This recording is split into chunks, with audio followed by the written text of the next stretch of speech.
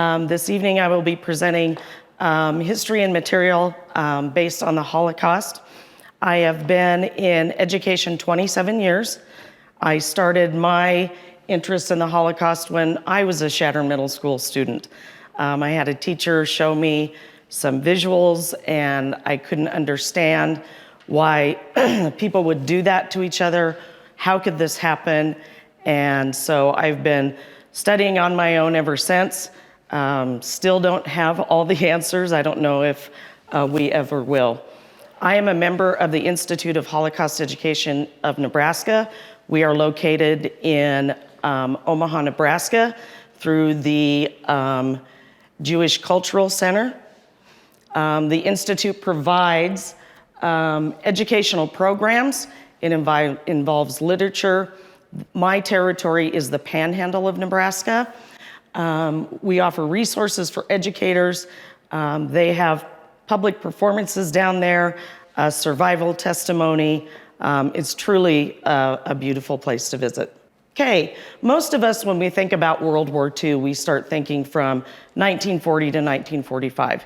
You know, the United States got involved in 1941, but the Holocaust begins in 1933.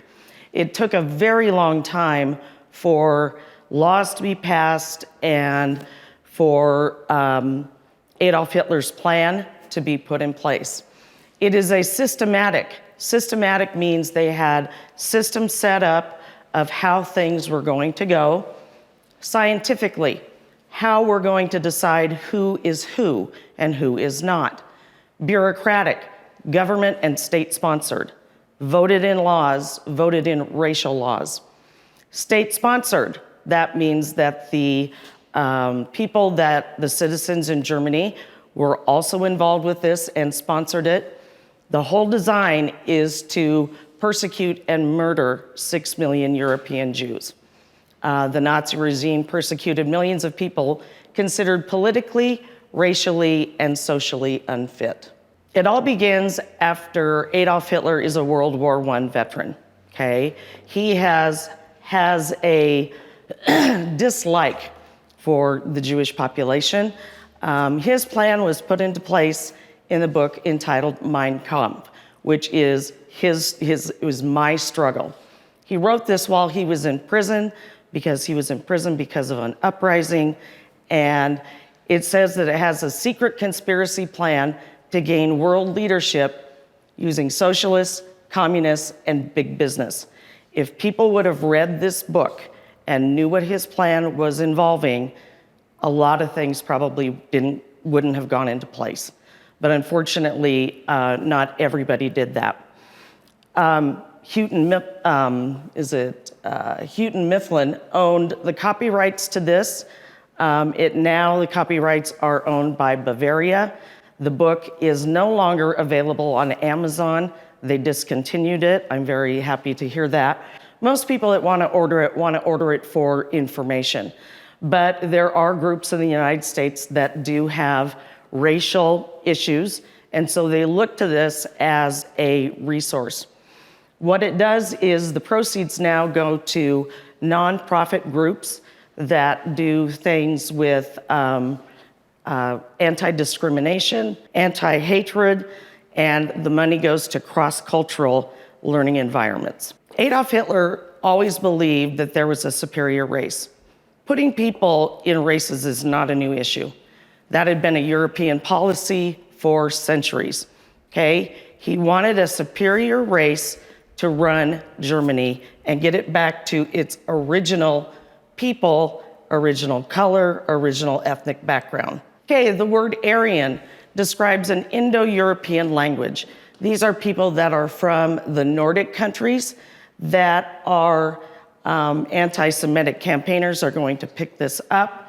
He is wanting somebody that is a blonde, blue-eyed, strong individual. He wants those people to help create his master race. Nordic people, this is an example of what that is. They have these posters around that will show you what the perfect person is and what the non-perfect person is. We are going to use people, they're going to abuse people and persecute people of different races. We're going to see Jews as number one, Gypsies, because gypsies don't have a permanent home. They're known for criminal activity and not settled.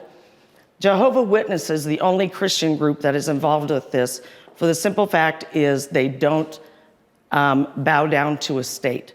They will not follow government rules to a certain extent. They will not salute a flag. They will not do anything that Adolf Hitler wanted. Mentally and physically disabled are not perfect people. So he does not want to have that. I think back in those days, a lot of people thought those things were genetic and hereditary. So if we got rid of these people, then we would not have that problem anymore. Homosexuals, communists, Poles, Russians, Ukrainians, and anybody that's a political opponent of Adolf Hitler's ideals. So you could be anybody. And if you did not go along with what the man wanted, you were considered a political prisoner. One of the things that he started was the Hitler Youth in the 1920s. This was a perfect example. Get children involved, okay? Get them at a young age, get them trained into a particular kind of thinking. When I teach this in my class, it's kind of interesting. All other youth movements are ended. In 1936, there were 4 million members. The whole thing about was training kids to an ideology, okay? If you've been trained to think and know particular things, you're not gonna think a different way. My favorite one is, in 1492, Christopher Columbus, and all the kids go, sailed the ocean blue. I go, really? He did? How do you know that? Well, my teacher told me. I said, oh. See how easy you pop that phrase out without even thinking. And that's what's gonna happen to these kids as well. Everybody is required to join the Hitler Youth. All other youth groups, anything that was involved with any church, those were illegal, okay? And his best part is he's training young men to be good Nazi soldiers. Women and girls, we're training you and getting you physically fit so you can have children to gain and populate the Aryan race. Influencing people was another thing. Propaganda, okay? If you control all newspapers, all radio shows, everything, flyers that are hung up, people will start to believe what they see and what they hear if it happens over and over and over. This is a perfect example of what children were exposed to with teachers. Teachers were one of the biggest influences on Hitler Youth. They were the ones that bought into this, the Nazi system. This particular book is called The Poison Mushroom. This is like a graphic novel, okay, of what Jews do, okay? And so it also has biblical references that from the Talmud, which are lies. But they're not, the kids are not gonna know that because they're not allowed to read that, okay? That Jews are evil, the devil lives within Jews, so they become to think that. If you look at this closely, it has, you know, some physical features that are racist, of course, the Jewish star, and what do mushrooms grow in? Dark and manure, okay? This is another one where they're going to show, you know, this is kind of like how we train our kids with stranger danger, okay? Don't go up to a stranger, okay? They show this Jewish man giving these little kids candy, and the parents were told, don't go near them because they're going to kidnap and steal you, all right? The next one is teaching children how to recognize Jews by so-called physical features, okay? The hooked nose, what they look like, you know, and remember, if you have this, then the devil lives within you. So training children to think a particular way was easy because you're starting at a very, like from kindergarten on up, okay? And they're taught this every year. Der Strömer is this stormtrooper, Julius Streicher, had a newspaper, and it was like the main newspaper. It's an anti-Semitic newspaper. It ceased to exist at the end of the war in 1945. Julius Streicher will be executed for crimes against humanity. but that was one of the main newspapers that was circulated in Germany at that time. We're going to see that the very first concentration camp was built and designed March 20th, 1933. Most of us only hear about death camps like Auschwitz, Treblinka, Birkenau, but it's designed supposedly for political prisoners. Okay, they're not initially talking about death camps or anything yet, but it's for political prisoners. Anybody that doesn't believe in Adolf Hitler's ideology. 41,500 people will be killed at Dachau.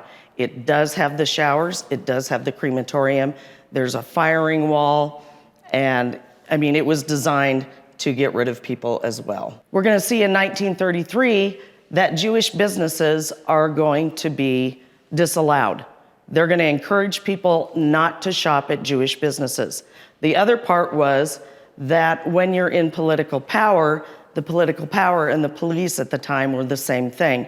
So Nazis would stand out, young men would stand outside in front of these businesses and bully you not to go in.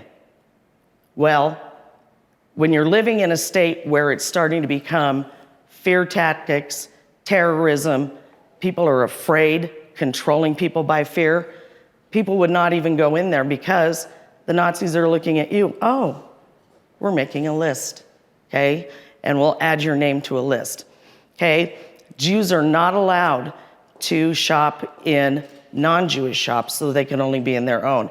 And as you can see in this particular one, that the store windows are marked. We're gonna see laws for reestablishment for civil service. They are no longer allowed to have civil service jobs or any state positions within the government. We are gonna see Jewish immigrants that came in to Germany are also going to be included in this. So they're going to be added to the people that can't work. The Nazis also target freedom of expression and thought. We see that there were several book burnings held as rallies. Of course, if you look at a rally like that, it's like a bonfire, you see all these people around. It's very fearful to see that type of thing. The books that are included are anything from Karl Marx to Eric Romaquet that wrote All Quiet on the Western Front, to even Bambi is banned.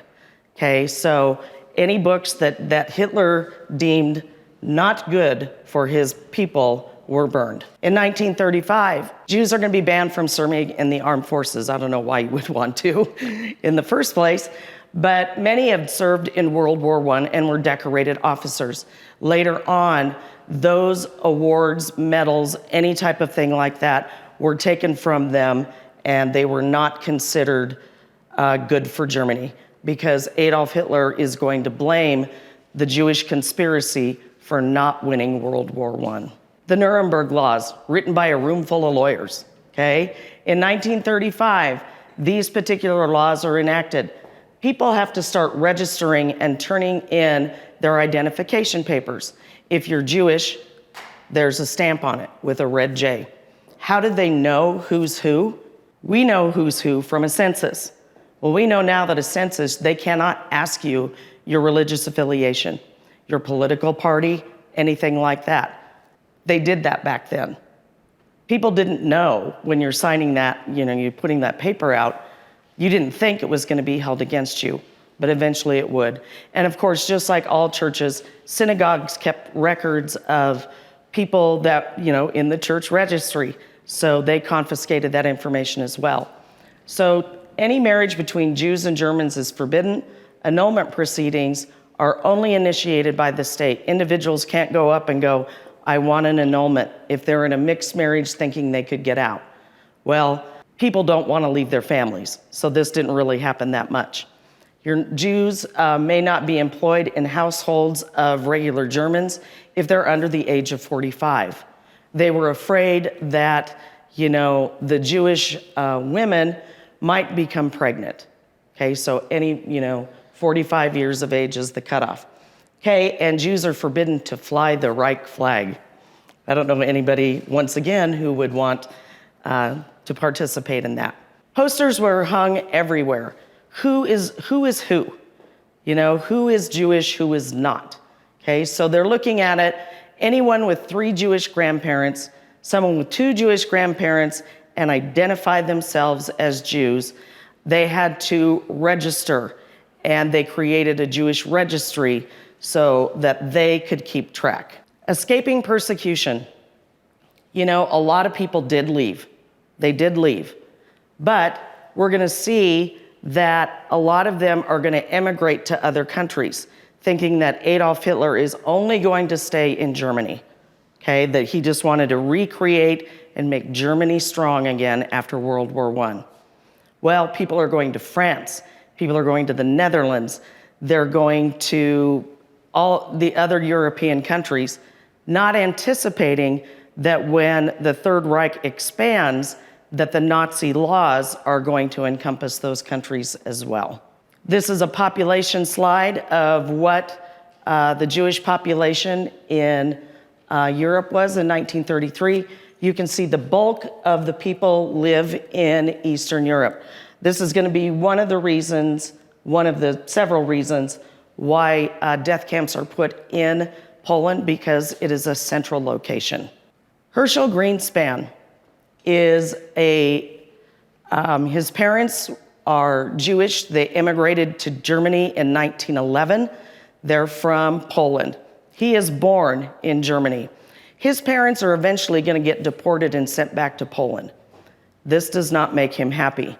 So on November 7th, 1938 in Paris, he is going to go in and assassinate a German diplomat named Ernst von Roth, okay?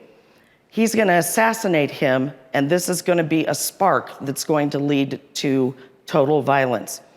Herschel Greenspan, they never knew what happened to him.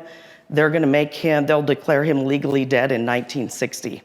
So they never found his body. They never knew what happened. Because of that, the Nazis are thinking, we need to do a grand production of persecution. So they are designing the Night of Broken Glass, which lasts from November 9th through the 10th in 1938.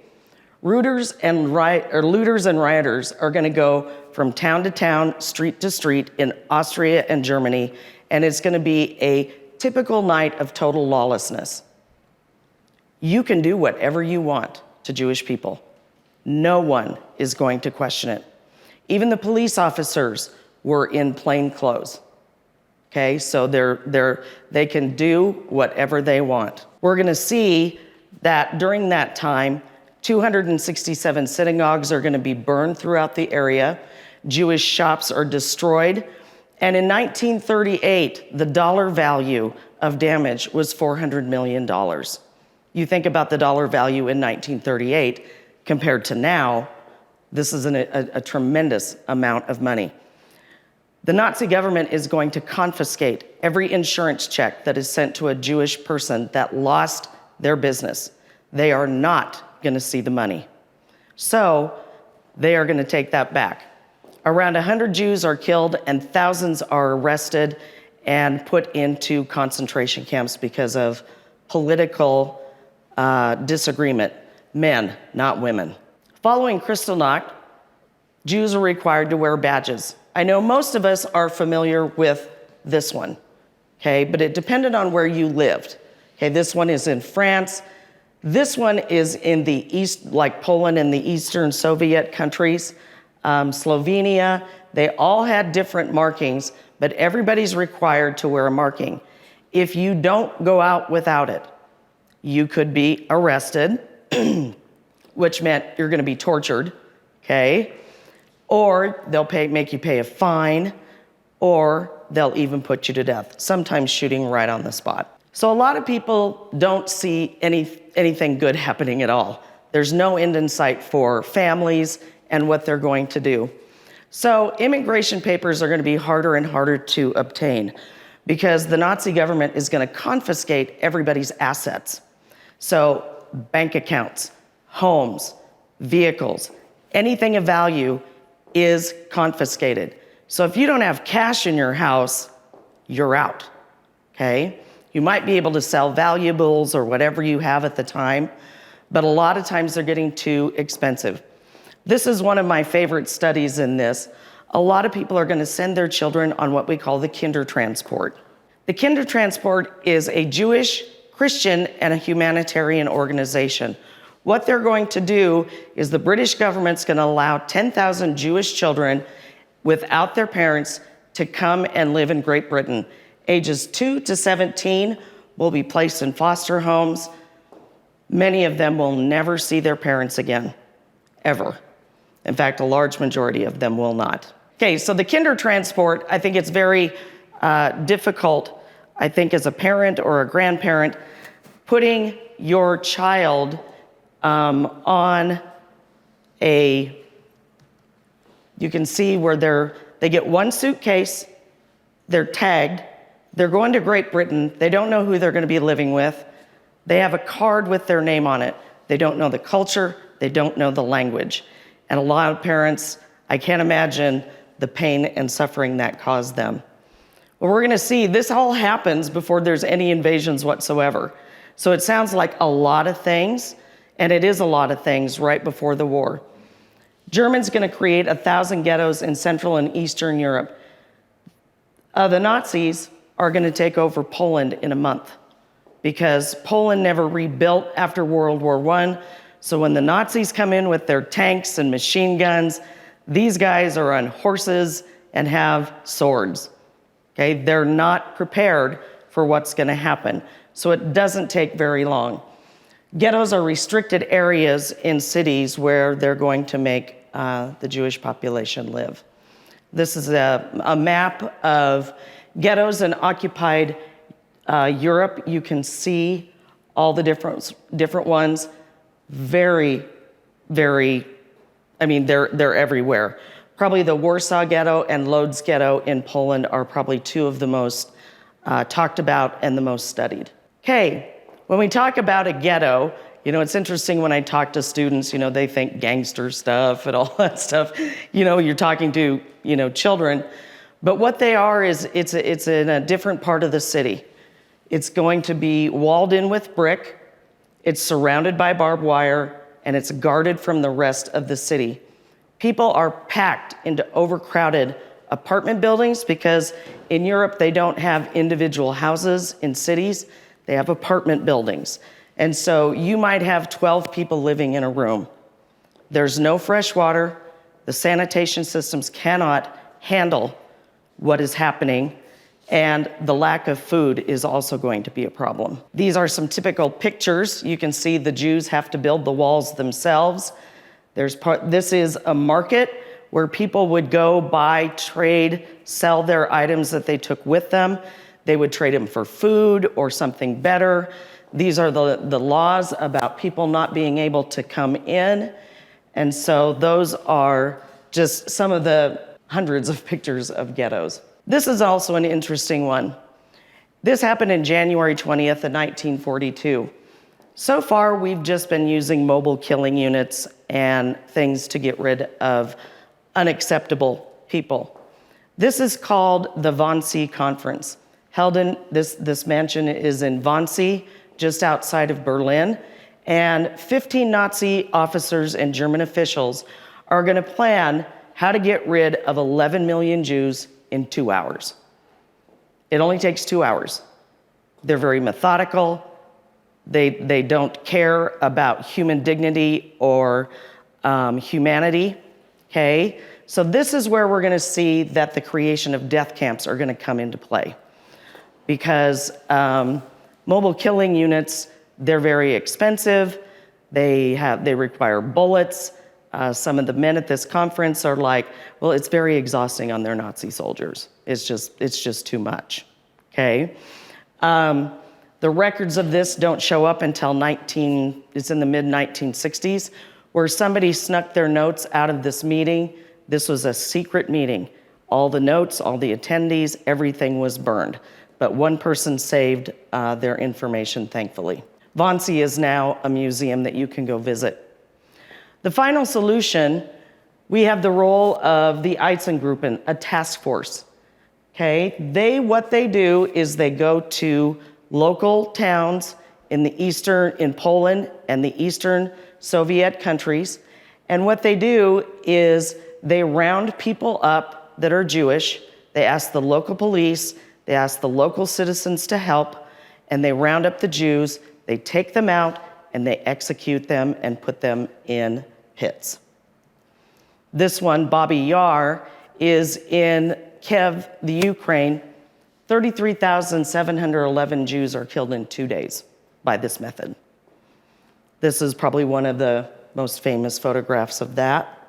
Here's some other ones where you can see that they're lining people up and just executing them.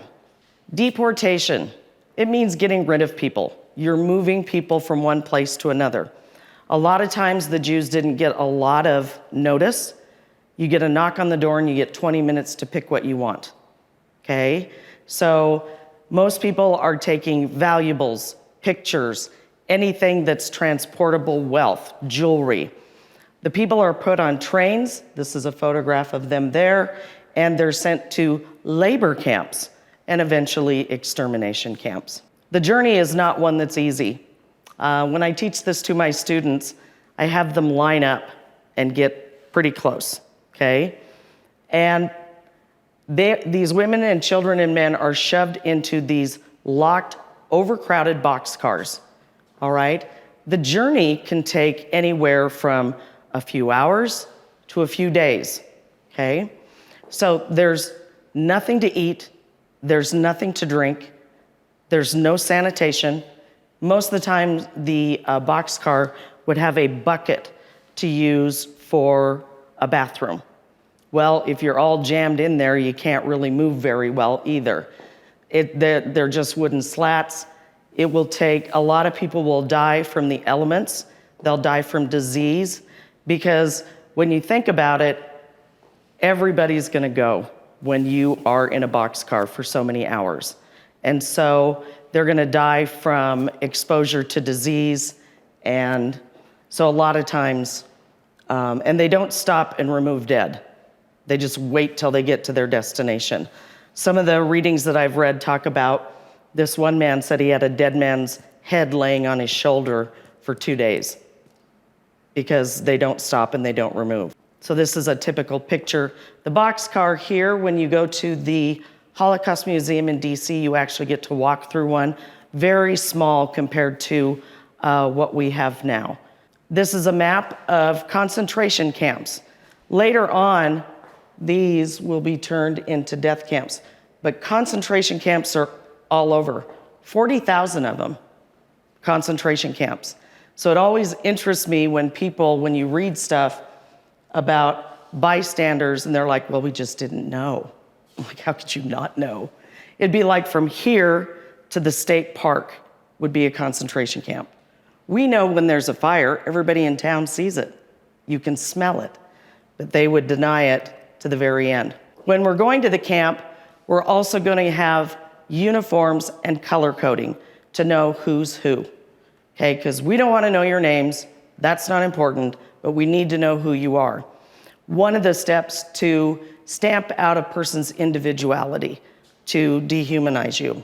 This particular one, you can see these three gentlemen in their uniforms with their markings. Most men had them on their pants as well, because in hot weather, when they'd go out and work, they'd remove their shirt. So yellow, a yellow one, which we're familiar with, meant you were a Jew. Brown, gypsy. Violet, Jehovah's Witness. Pink, homosexual. Green, habitual criminal. Red, political prisoner. And black is your antisocial. You just don't have anything to do with anything. But if you're not engaged in what Adolf Hitler was planning, you were considered antisocial. Prisoners are used for forced labor to benefit the Reich, mostly in ammunition factories and things to support that. When you get there, you get split up. Men and women on one side, or women and children on one side, men and young boys over 14 are on one side. And what it does is it creates another thing of fear and chaos. because families are getting split up, okay? If you're under 14, you were to go into the women's line, okay? Most of the time, the people in this line will be exterminated because children can't work. Another picture of the camps, you can see the enormity of how many barracks there are. They have electrical fences doubled with barbed wire all around, with towers, as you can see, with Nazis with machine guns and floodlights. So escape happened, but it was rare. Upon arrival, we're gonna see if you can work. You have to remove your clothing and you have to remove everything that's valuable. If you keep anything like a wedding ring, a gold earring, or anything like that, they'll shoot you. So you have to make sure that you put everything away.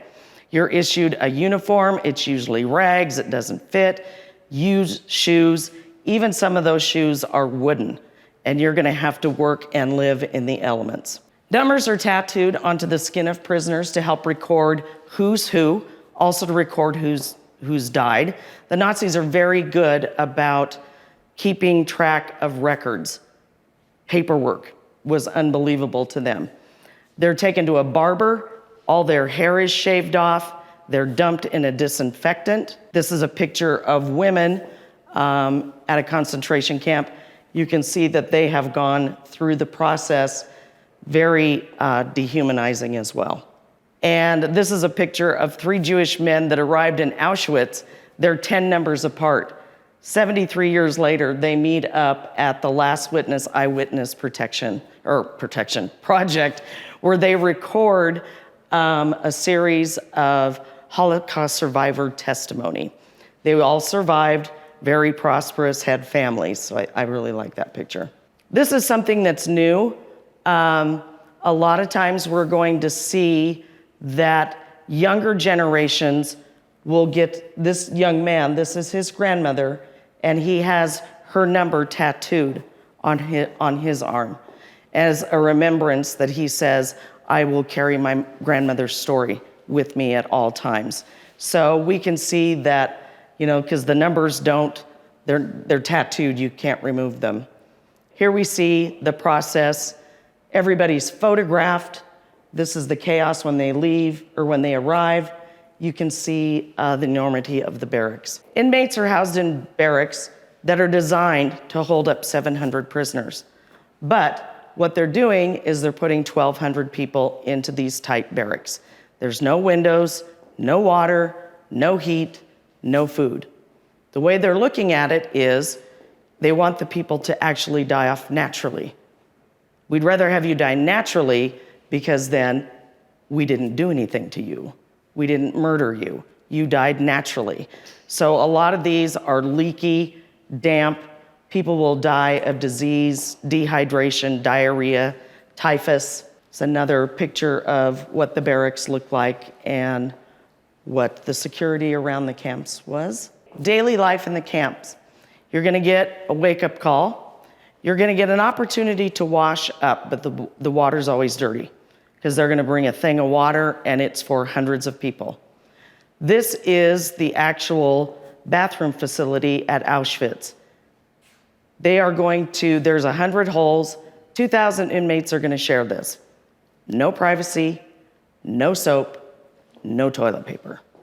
And if you don't take that opportunity to go to the restroom at this time, you're gonna have to figure it out on your own later on. And sometimes that meant if you weren't working, you have the possibility of being shot. Roll call is another one. Roll call was also a very cruel thing that the Nazis performed. People are gonna stand there because we do roll call in the morning and we do roll call in the evening. If anybody thinks they're gonna try and escape, they will randomly shoot whoever. One lady, her sister was standing next to her, got shot in the head.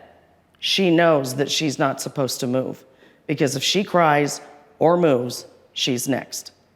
Okay, so they would taunt them, beat them, random shooting, just doing whatever they felt like because there are no rules. The Nazis can do whatever they want to do. Who's going to check them? Who's going to turn them in? Nobody.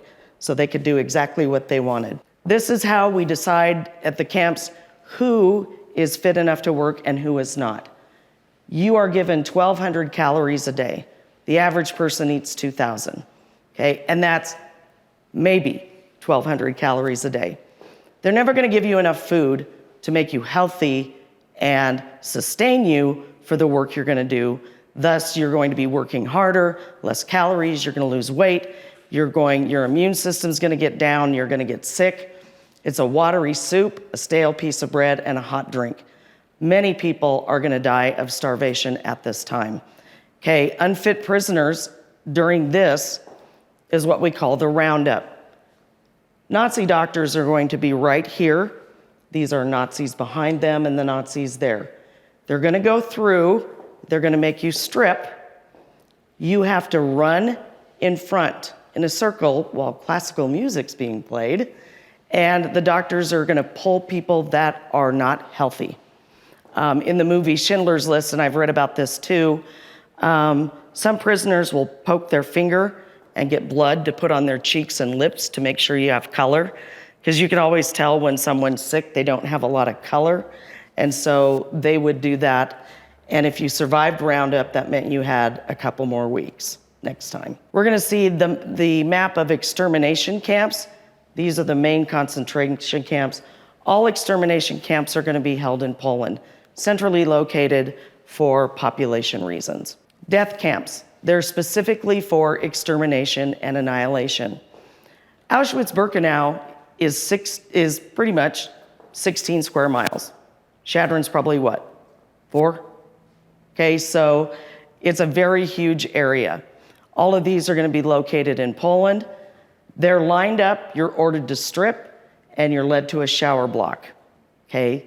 Sometimes water would come out of the showers, most of the times not, okay? The Zyklon B is gonna come down through those shower heads, and that's what they used in the gas chambers. When they talked to the commandant of Auschwitz at Nuremberg, they're like, so you use Zyklon B? He goes, yes. It's a rat poison, yes. Is it wrong for a rat killer to kill rats? He doesn't understand the mentality or empathy for other people. They would shove hundreds of people into the gas chamber, and it would only take about 20 minutes for the whole place to kill everyone. Sonderkommandos were prisoners who were forced to remove the dead bodies from the gas chambers, okay? They're using bale hooks. A Holocaust survivor from Sidney, Nebraska, Benny Hartman, he'd been up to Chadron State several times to visit, and I had many opportunities to visit with him. He was a Sonderkommando for 5 years. His family is from Poland. He's Catholic, okay? But his parents didn't agree with the politics that were going on. And so him and his family are forced to go to Auschwitz. He is the only one that's gonna survive. They have to strip the valuables that are late and take the bodies out one by one, put them on carts. Birkenau will kill and burn 8,000 people a day and scatter their ashes. Children in death camps usually went immediately to gas chambers. No babies allowed. The Nazis were horrible to what they did to babies. We also see that children are part of medical experiments. Dr. Joseph Mengele loved the set of twins because you have a perfect set. You have one you can experiment on and one that you don't. You'll give a placebo to. So we see that the majority of the children in these experiments will die. Some of them will survive. Some of them will sue the Nazis and the companies that benefited from that, one of them being Bayer aspirin. They did not know where the research came from, however. Okay, 1945, the Nazis know they're losing. So now, what are we gonna do with all these people in Poland that we haven't exterminated? Well, we are going to move them back into Germany because the Russians are on this side, the American ally and the allies are over here, and they're squishing Germany. So they're moving these people back into Germany. They call them death marches because it was in wintertime. Thousands of people are going to die on these marches, walking through towns where people saw them and didn't do anything to help them. We're going to see that they think that they're going to be able to use the concentration camp inmates as a bargaining chip. One, they don't want the prisoners to fall into enemy hands because then they'll tell on them. Okay, they don't want that. Needed prisoners to maintain their armament supplies. So they're moving them back into Germany to help with those supplies. And then they thought at the end of the war that they could use them for prisoner swap if that was allowed. So they thought they could use them at a bargaining chip. A lot of the GIs and everybody that goes to those camps are totally unprepared for what they see. Okay, liberation. They're going to see nothing but a picture like this. This is a picture by Allied soldiers that you're going to see men with shaved heads. They're very skinny. A lot of them are going to die from malnutrition anyway, even though they survived. Because if you're hungry, what's the first thing you want to do? Eat, gorge yourself. These people are at an animal mentality. They've been stripped of personal thinking, of all those things. It's survival of the fittest. So they're going to eat. Well, their stomachs are so shrunk that it's going to make them very sick and they'll die because of their stomachs expanding too much. So the Allies are going to take these people in and get them into the shape that they need to be in to survive. Bergen-Belsen, some camps were a real threat to public health. So when the Allies get there, they have to clean them up, okay? And they're gonna burn, everything because they are so filthy, they're a public threat. This is what they're running into. They have to do mass burials because of all the bodies that are laying around. You can't individually bury people. So that's one of the videos that I saw as a middle school student where they were using bulldozers to push these bodies into these pits for mass burial. Okay, Auschwitz is going to become, is the most famous death camp. In 1946, it's recognized as a state memorial, and in 1955, it's opened as a museum. So lots of survivors have gone back there. Some refused to go back there, but hopefully someday I'll get to go and have that experience as well. Today, it's a place of pilgrimage. You see that descendants here have put rocks. That's a Jewish sign of remembrance and memorial. Just like you take flowers to the cemetery, they put rocks on graves for that. This is the entrance to Auschwitz. You can see that the railroad came right into the middle of the camp, so very strategically placed and located. The Nuremberg Trials. There's going to be several of them, not just the one, but the one that we see the most of is the very first one, that 22 Nazis are going to be brought to justice. They're going to be charged with conspiracy to commit crime, crimes against peace, war crimes, and crimes against humanity. Not all of the offenders will be put to death. Most of them, death by hanging. There's going to be a couple suicides. Some of them were put into prison for life or for 20 years. So what do we do now that the war is over? 20 million people are uprooted from this war. And you're not just talking survivors, you're talking about the general population as well. Cities are destroyed, homes are destroyed. They really don't have a place to go. Well, when we talk about Holocaust survivors, many of them are going to be put into what we call displacement or displaced person camps. And what they do is because they have no family left to go back to. Just because the war's over, anti-Semitism doesn't stop. So they're still hated in communities. They don't have any official paperwork.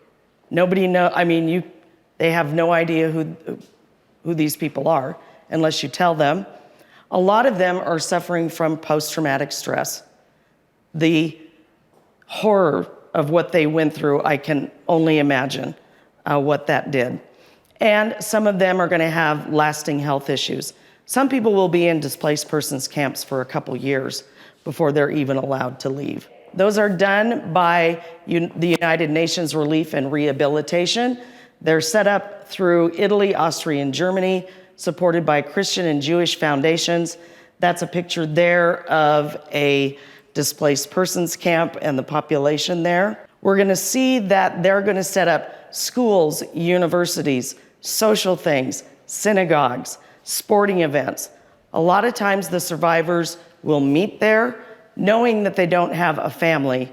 A lot of times we're gonna see marriages that occur in displaced persons camps. And a lot of them don't see themselves having a future in Europe, so they're going to move. A lot of them are going to find new homes, some in Western European countries. The US is gonna take in 400,000 Jewish immigrants from after the war. This picture here is one of my favorites. Those are the survivors, the actual survivors of Oskar Schindler's. And if you've ever seen that movie, that's when they're coming over the hill and they have the characters and then it turns into the actual people. Survivor interviews. This summer I was blessed to get to be able to meet two incredible women.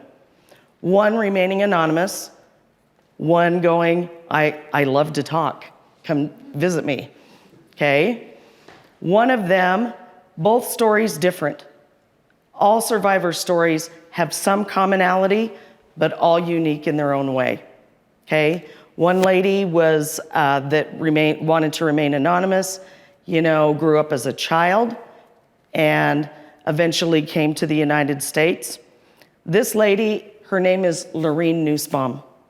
I got to meet Lorene out in Seattle. My sister Katie saw an article about her in the New York Times. And she was like, oh, she got her email. So she emails Lorene. If I buy a book, will you send it? If I send it to you, will you autograph it for my sister? This is what she does.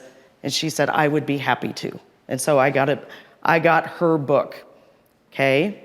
And this summer, we made an appointment to go see her. She is an incredible woman. She's 94 years old. You'd never guess it, She lives in a retirement home in Seattle. She was born in Germany and will move into the Netherlands and into Amsterdam. She was a professor of foreign language and literature at Portland State College. Of course, she's retired now. And what she does is she goes around and lectures at schools or any organization that she goes, anybody that wants to hear me talk, I'll go, okay? Her book is called Shedding Our Stars. And this is a unique study. This is one by Dr. Hans Kallmeyer. He was in the Netherlands. He's a German lawyer. And I actually learned something very interesting from her that I had never heard before. Because I asked her, I said, well, how did you get to shed your stars and other people didn't? Well, Hans Kallmeyer is kind of a controversial person because he was in charge of paperwork. Who's Jewish, who's not Jewish, things like that. He did send people to camps. He says he never put himself in jeopardy, but he did kind of overlook some things on some people's paperwork. And Lorene and her family were one of them. And so she was very fortunate to survive. Her kind of claim to fame is her childhood friends were Anne and Margot Frank. And so they were all in Frankfurt, Germany, and then they emigrated, and then the Nazis took over and occupied. But she said Anne was very funny, vivacious.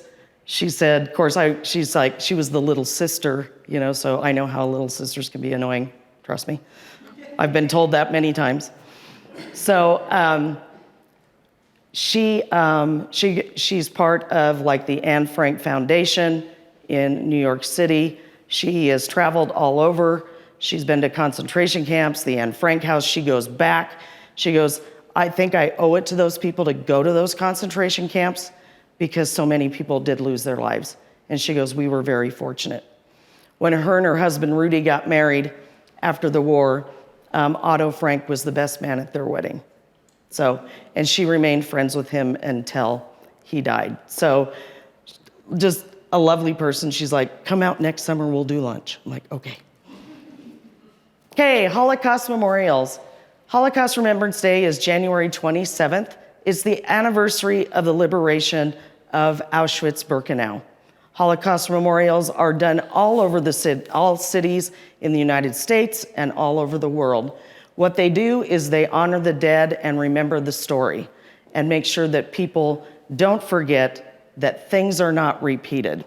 They have Holocaust memorials even in Rapid City. They're all over. There were people that did do some things. There were Jewish resistors that took underground activities, social responsive, they did passive resistance, some of them did armed resistance. A lot of these stories are not told immediately after the war because they're afraid that they might be persecuted against for doing something.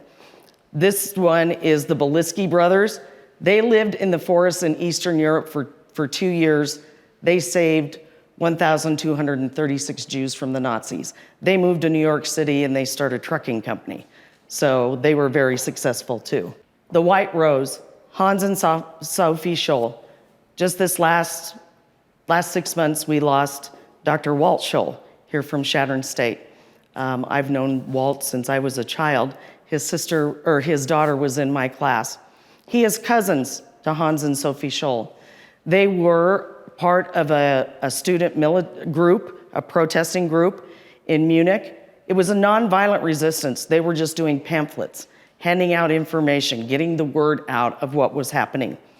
Well, unfortunately for them, they are going to be executed. And if you go to Munich, they have a memorial there. This one is papers in the cement, and then they're on the stamp as well. But they were recognized for their resistance movement. Heroes of humanity. We're going to see that some people did extraordinary things in extraordinary times, okay? You see that we have Nicholas Winton here. He lived to be over 100 years old. He's one that did the Kindertransport, was one of the people that did that. Nobody in his family knew about it until somebody got in his attic, and they're like, what's all this stuff? Oh, just something I did. And then he gets recognized for saving, 10,000 children. This is Raoul Wallenberg. He is also be doing fake passports. Raoul Wallenberg is the street that the Holocaust Museum is located on in DC. Oskar Schindler, not the nicest person when he first started out. In fact, he was out for money. He wanted to get rich quick. He's kind of a gambler, kind of a wild guy. If you see the movie, Schindler's List, he changes his tune and starts to become very close with the people that he's working with and understands what's happening to them. He will go through millions of dollars. At the end of the war, he's broke. And what he does is he buys people. Okay, and then of course there's Miep Geiss. She's the one that hid the Franks and helped with, she's the one that gave Otto Frank Anne's Diary. Anne's Diary was edited by Otto Frank. So took some things out, added some things like that. But still one of the best taught books ever. This is a Holocaust Museum in DC. It's a very interesting, you start at the display, you go to the top. The very top floor. Have any of you been to the DC Museum? Awesome. You go to the very top floor, and the very first thing you see are these TV screens that show Eisenhower liberating camps. And then because it kind of gives you that visual shock of this is what the end result was, and then they'll take you through all of that. There's hanging uniforms. These are shoes. There's a whole wall of just shoes. And it's baby shoes, adult shoes, all different kinds of shoes in different walks of life that are there. What we do at the center is we commemorate through education that art, music, film, dance. We do this and provide literature so that future generations will understand or try to understand what was happening. We see now in the climate in the world with you, them, us, that stories like this are very important. They have a magnitude impact on people. And I think it's very important that not only just the Holocaust, but to commemorate other times. A lot of this, Holocaust survivors do their therapy through art. And so some of them did artists' renditions of what they went through. If you get on the internet, there's tons and tons of paintings and drawings and poetry and stories that are done by survivors. This is my favorite author, Elie Wiesel. I used to teach the book night when I was a teacher in Crawford. Probably one of the most published books throughout the world, next to Anne Frank's diary. He is a Holocaust survivor. We taught this in the middle school last year. Barb Waugh and I did a team teaching unit. He's a Pulitzer Prize winner. He's written over 80 books. Just an amazing, amazing author. And of course, we have the Diary of Anne Frank. Millions of copies sold in 70 different languages throughout the world. And her probably most famous quote is, "I keep my ideals because in spite of everything, I still believe people are really good at heart." And I think that that's something that not only children need to understand, but adults need to understand that too. Simon Wiesenthal. This is one of the books that the Institute endorses. He is probably known for his Nazi hunting capability. He's known as the world's first major Nazi hunter. The book that comes out from the Simon Wiesenthal Center is called The Sunflower, and it's all about forgiveness. What is the power of forgiveness? You know, when you get in a disagreement with somebody, who holds the power? Are you going to be willing to say, "I forgive you, it's okay"? In this book, there are several essays from the Dalai Lama to Holocaust survivors to Nazi perpetrators' children. You know, some will forgive, some will not. Even the children of the Nazis won't forgive their parents for what they did. They're like, "How could you?" Some of them even changed their names and moved to Canada and have nothing to do with their families. This is an excellent, excellent book. Gives you a different perspective. These are two of my favorite that I've read several times, because it's not just, a lot of Holocaust survivors do have a hard time telling their story. Well, if you've been through any kind of trauma or disaster, you don't want to talk about it, because then you have to relive it. Even though it's important to tell your story, some of them just don't want to, okay?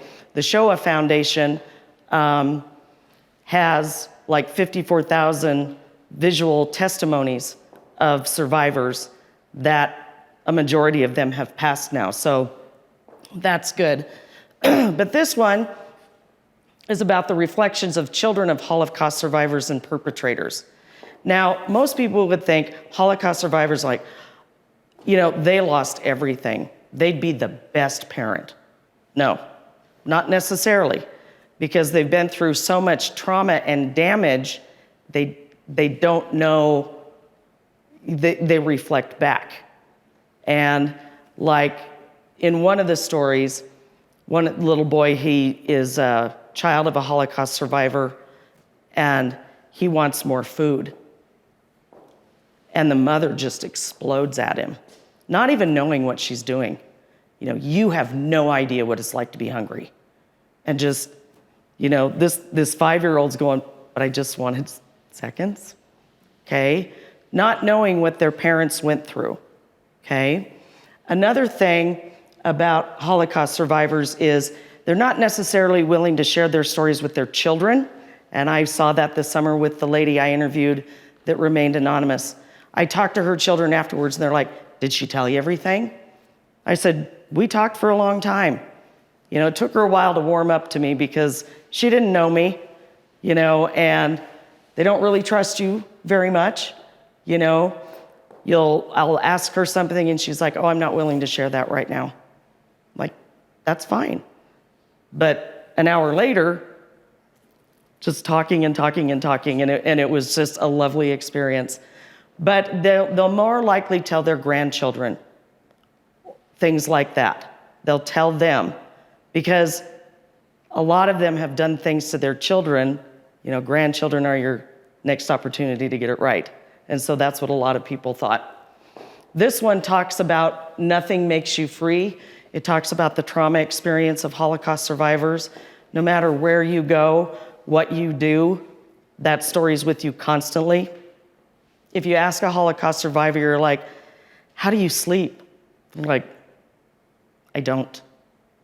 A camp survivor will like, no, I don't sleep. I can't. It's too hard.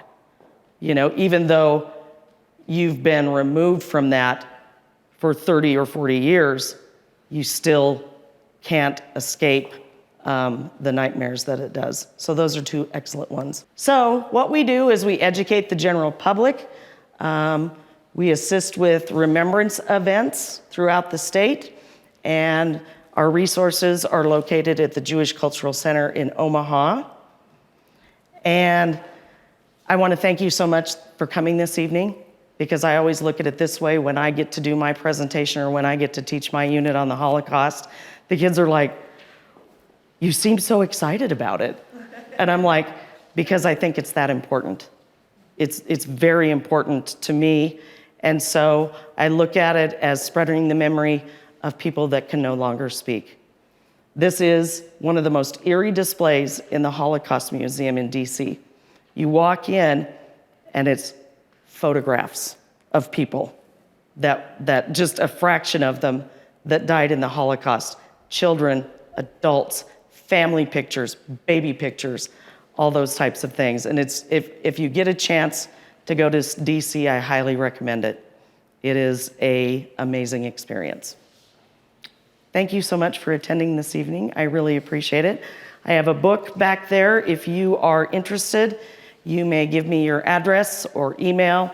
I will share a video recommendation list and a reading list of books if you are interested. Does anybody have any questions? Great job. All right. Thank you so very much. Thank you, Mary. Thank you, Wow. Shawn. Thank you. Beautiful. Thank you. Man, I'm crying.